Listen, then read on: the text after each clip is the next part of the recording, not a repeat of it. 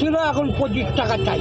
রাত্রিবেলায় হয়তো আমরা পয়সা দিতেও রাজি থাকি, রাত্রিবেলা যখন গড়িয়া থেকে বাড়ি করে ফিরবো, কিন্তু বাবুরা যাবেই না। ছিল 30 টাকা ভাড়া, এখন সেটা হচ্ছে 40 টাকা ভাড়া, কেউ দিচ্ছে 35 টাকা ভাড়া। গড়িয়া, বারুইপুর বা সোনারপুর গড়িয়া এই রুটগুলোর কি পরিস্থিতি এবার আপনাদের দেখাবো।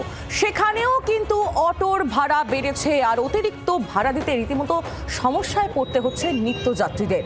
বাড়তি খরচ সামলাতেই ভাড়া বৃদ্ধি, এমনটাই দাবি করছেন চালকরা। যেমনটা আপনাদের শোনাচ্ছিলাম, চিংড়িঘাটা এলাকা, সেখানকার চালকরাও একই কথা বলছেন, কারণ তারা যখন গ্যাস নিতে যাচ্ছেন সেখানে অনেকটা সময় তাদের অতিবাহিত করতে হচ্ছে, 4 ঘন্টা 3 ঘন্টা 4 ঘন্টা করে তারা লাইনে দাঁড়িয়ে রয়েছেন। হাফ বেলা তারা কাজই করতে পাচ্ছেন না, বাকি হাফ বেলা তারা কাজ করছেন।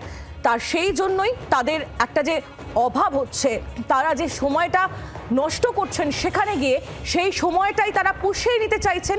চালকদের দিক তো বোঝা গেল, যাত্রীরা তারা কি বলছেন আসুন শোনাই। আজকে বাড়িয়েছে একটু আগে। কত টাকা বেড়েছে? 15 টাকা ছিল, এখন 25 টাকা চাই। ড্রাইভার বলতেছে পেট্রোল পাওয়া যাচ্ছে না, আমরা অত দূর যাবো না। নরেন্দ্রপুর যাবো, কত বলে 50 টাকা।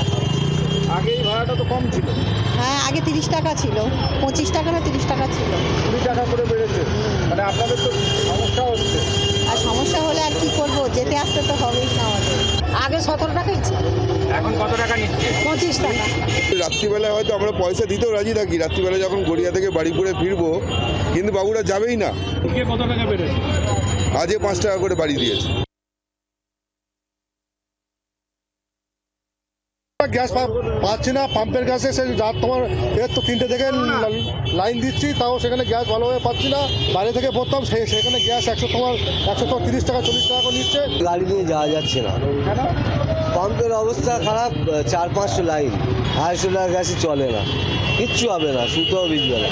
আগে ছিল 30 টাকা ভাড়া, এখন সেটা হচ্ছে 40 টাকা ভাড়া, কেউ দিচ্ছে 35 টাকা ভাড়া। বাংলার আওয়াজ, বাঙালির আবেগ, জি 24 ঘন্টা।